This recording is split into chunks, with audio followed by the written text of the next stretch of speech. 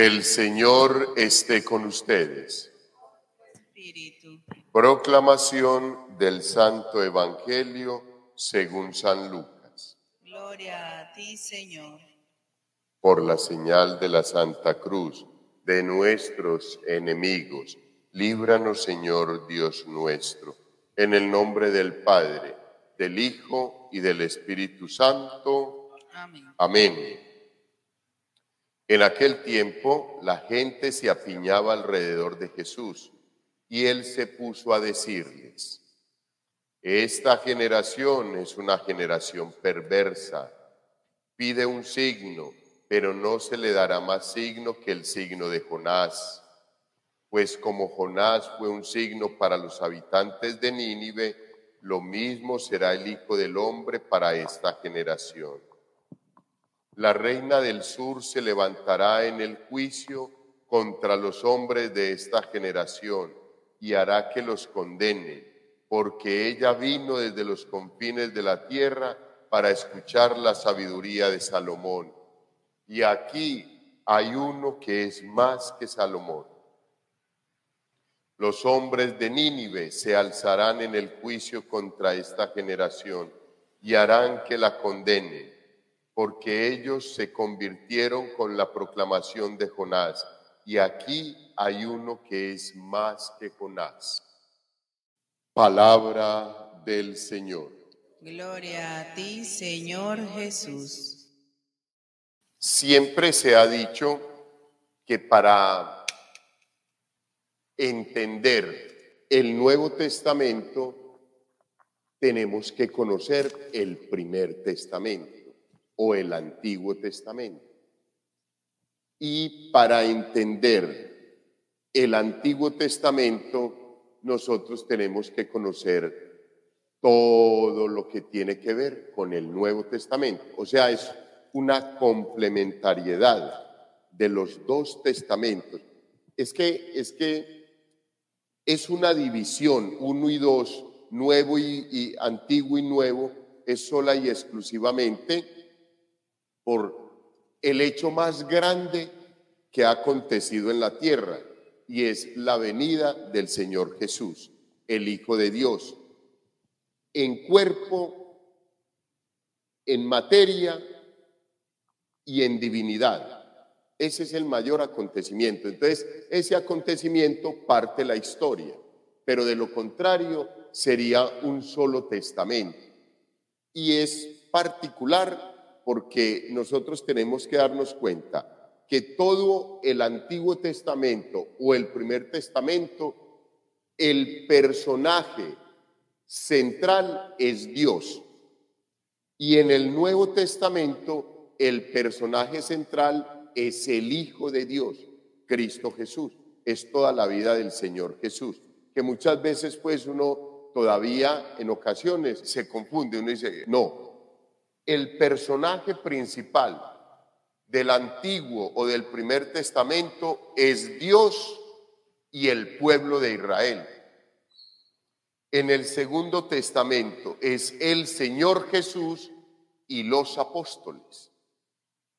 Entonces, si nosotros tenemos en cuenta eso, cuando escuchamos la proclamación del Evangelio de hoy, que nos recuerda a la reina del sur, que fue a visitar a Salomón, recuerdan, hace poquito lo leímos, que fue a visitar a Salomón, porque hasta ella llegó el rumor de que había un hombre supremamente sabio y rico, que eso era una maravilla. Entonces ella se va y le lleva oro, plata, regalos, y pasó con él varios días haciéndole preguntas y escuchándolo, y ella quedó asombrada. Y la conclusión de ella era que lo que había escuchado decir de Salomón no era ni el 1%. O sea, que Salomón era mucho más.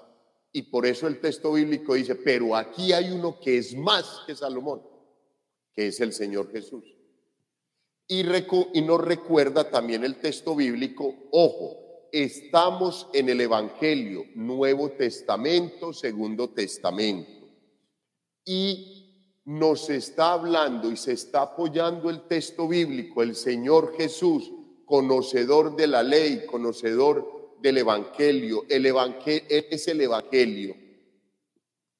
Se apoya en los textos bíblicos del primer testamento, el Antiguo Testamento, para poder fortalecer lo que les está diciendo en estos momentos. Porque los judíos no aceptan el Nuevo Testamento, no lo aceptaron a él, todavía están esperando el Mesías porque querían que el Mesías entrara con bombos y platillos, llegara en unas naves supersónicas, o sea, una cosa fantástica. Y como el Señor entró en un burrito, entonces, ay no, vea, con lo que nos salieron. No, entonces ellos no creen en que el Señor Jesús era el Mesías. Entonces, pero ellos sí creen completamente en la Torá, los 5 primeros libros de la Biblia, en eso creen ellos. Y entonces han estudiado el primer testamento, lo han estudiado, se lo saben, los judíos se lo saben de pie a cabeza. Entonces el Señor Jesús, como sabe que ellos están ahí pendientes de qué va a decir, entonces Él se apoya en el primer testamento. Que eso es lo que nosotros tenemos que hacer. Nosotros debemos de ir al primer testamento para encontrar las bases de todo lo que el Nuevo Testamento nos habla, nos dice, nos está enseñando. Y por eso el Señor se apoya en un segundo aspecto, en Jonás.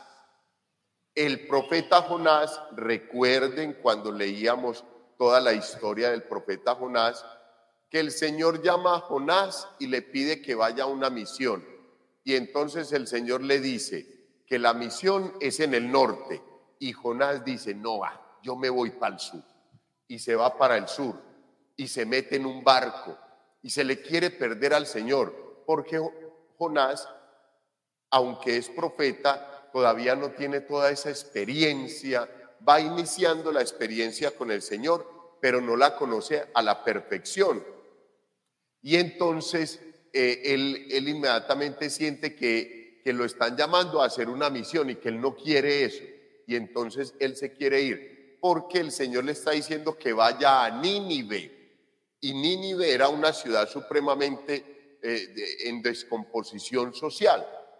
Y entonces él más bien prefiere irse y él cree que metiéndose en un barco por allá, en el fondo de los fondos del barco, en medio de la carga, el Señor no lo iba a ver.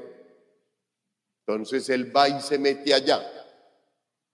Y de allá tiene que salir, porque el Señor comienza y suscita unas grandes tempestades y las olas se crecen y van y dan contra el barco.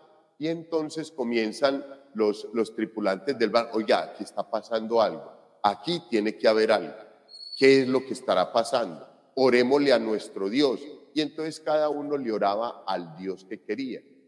Pero Jonás, que estaba por allá metido, se da cuenta, esto es por mí, esto es porque yo me le estoy escondiendo al Señor.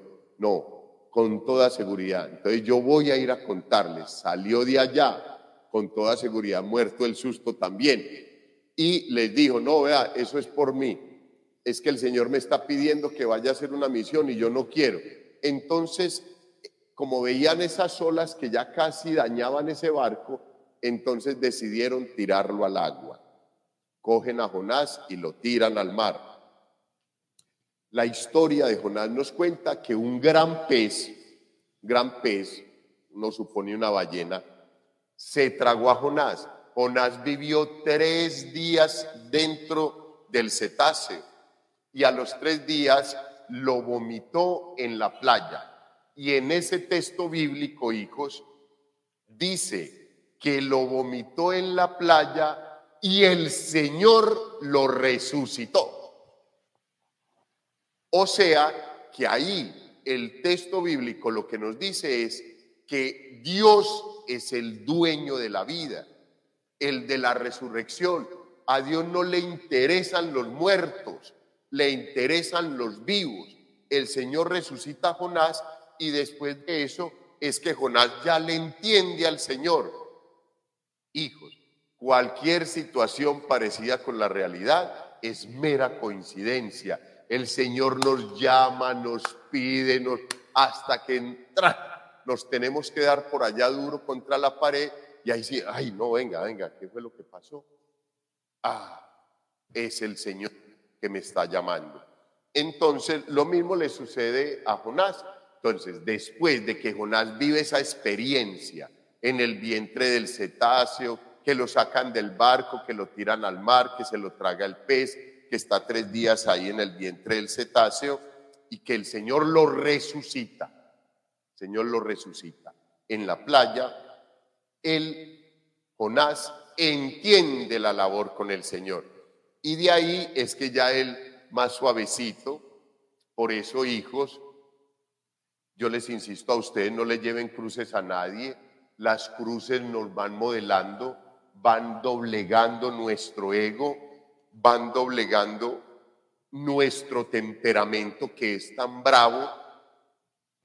El Señor, por medio de nuestra cruz, mínimo una llevamos, nuestro propio temperamento, llevamos, en algunas ocasiones llevamos como 200 cruces, pero mínimo una el Señor nos va doblegando. Solamente cuando a Jonás le suceden todos esos acontecimientos, entonces ya está listo para la misión. Entonces ya ahí sí decide ir a Nínive y el Señor le da las instrucciones de que recorra Nínive y que vaya anunciando que va a ser destruida. Entonces Jonás no quería eso, pero lo hace. Y es muy bonito porque el texto bíblico nos cuenta que Jonás salió pregonando por todas las calles. Se necesitaban 3 días para recorrer Nínive a pie, diciendo el mensaje y que el mensaje le llegara a todo el mundo. ¿Y qué dice acá la palabra? Dice: Nínive era una ciudad inmensa, hacían falta 3 días para recorrerla. Jonás empezó a recorrer la ciudad el primer día, proclamando, dentro de 40 días Nínive será arrasada. Dentro de 40 días, ese numerito ha sido como característico durante estos días, ¿cierto? ¿Por qué? Pues porque vamos atravesando 40 días de la Cuaresma, porque el Señor estuvo en el desierto 40 días y fue tentado por el demonio. Entonces, Nínive, queridos hermanos, en el primer día que Jonás salió a anunciar que si no se convertían en 3 días, esa ciudad iba a ser destruida. No, dentro de 40 días Nínive será arrasada. 3 días se demoraba para Jonás poderla recorrer. Los ninivitas creyeron en Dios, proclamaron un ayuno y se vistieron con un rudo sayal, desde el más importante al menor.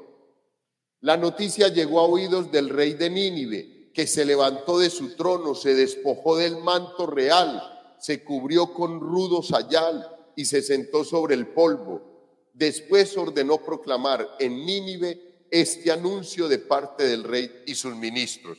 Miren el anuncio del rey, ya, o sea, meditada la situación, meditado el anuncio de Jonás. ¿Qué dice el rey? Que hombres y animales, ganado mayor y menor, no coman nada. ¿Qué es eso? Un ayuno. O sea, nadie pruebe un bocado. Él fue más extremo. No fue solamente los seres humanos, no, nada. Nadie come en esta ciudad, nadie come. Hizo un ayuno fuertísimo y generó una confianza en toda la ciudad. Vio Dios el arrepentimiento del rey y de todos que acogieron el mensaje de Nínive y no la destruyó. Hijos, ¿qué es el camino cuaresmal? Un recorrido donde nosotros ayunamos, nos sacrificamos, nos esforzamos, nos concientizamos de la ofrenda, de la oración, del ayuno, y nos vamos a encontrar con el Señor. Eso mismo fue lo que le pasó al pueblo de Nínive, que en 40 días iba a ser destruido. Pero el primer día, inmediatamente comenzó el proceso y rápidamente estaban todos haciendo ayuno y penitencia. Estamos ajustando hoy 8 días de haber iniciado la cuaresma y llevamos 8 días. ¿Cómo van esos 8 días?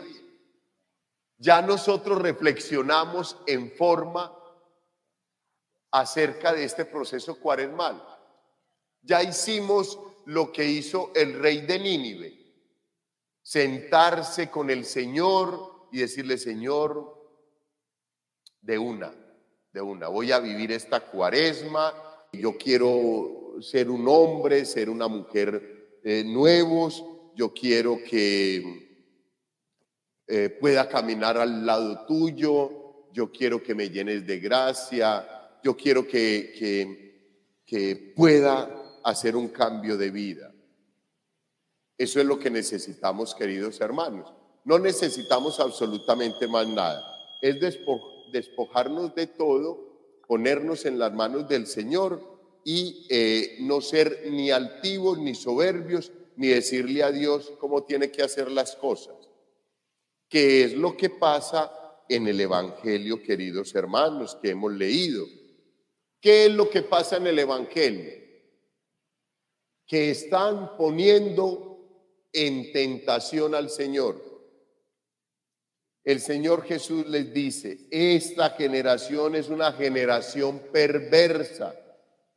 Pide un signo, pero no se le dará más signo que el signo de Jonás del primer testamento.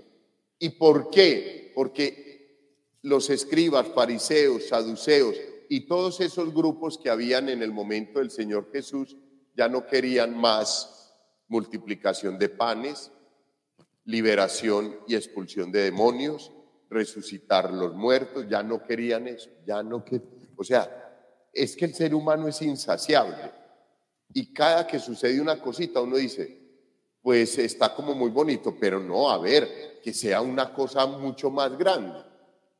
Ellos le pedían un signo grande en el cielo, o sea, como decir que se viera la figura del Padre en el cielo, soportada ya, suspendida en el firmamento, y que le hablara a todo el pueblo y les dijera: sí, ojo pues, Él es el Hijo, sí, el Señor Jesús,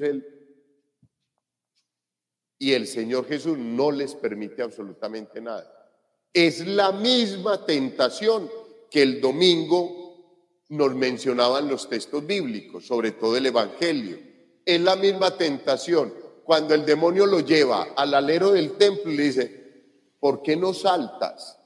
Si sos el Hijo de Dios, los ángeles no te van a dejar que te pase nada. Y el Señor, ¿qué le dicen? No tentarás al Señor tu Dios. Eso es, hijos. Hoy en el texto bíblico están haciendo lo mismo. Todos los saduceos, fariseos, hipócritas del momento le están pidiendo al Señor un signo portentoso, una cosa que los deje así atónitos para poder creer que Él es el Hijo de Dios. Hijos, y con todo lo que hizo y con todo lo que el Señor Jesucristo les demostró, en estos momentos los judíos no creen. 2020 años después. Pidámosle al Señor, queridos hermanos, por el pueblo judío. Son nuestros hermanos mayores. No aceptaron al Señor Jesús, lo siguen esperando. Pero más allá hay que pedir por sus corazones, por su fe, por la esperanza en Dios. Ellos todavía esperan la gloriosa intercesión de Abraham. No está mal, pero es muy triste que no hayan acogido al Señor Jesús. Nosotros, que sí lo acogimos, disfrutamos de la celebración eucarística, disfrutamos de la palabra de Dios, del primero y del segundo testamento, y aprovechamos toda la bendición que el Señor nos regala en el altar. con la celebración de la Santa Eucaristía. Hijos, el mensaje es claro. Estos textos son cuaresmales. Nos hablan de penitencia, de ayuno, de conversión, de un tiempo de 40 días para transformar nuestra vida y poder llegar a la Semana Santa ya con una experiencia más personal del Señor Jesús, para que lo acompañemos en esa semana y podamos vivirlo plenamente en la vigilia pascual. Gloria al Padre, al Hijo y al Espíritu Santo.